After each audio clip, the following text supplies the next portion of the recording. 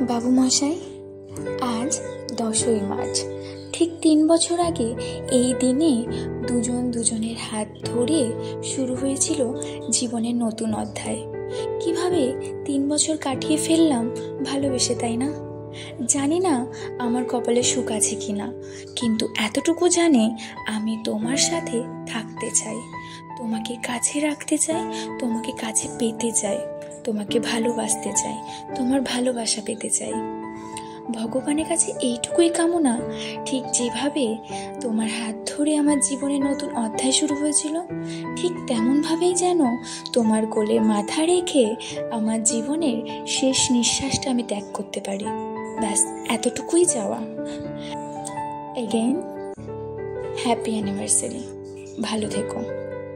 I love you and I love you all. Thanks for watching.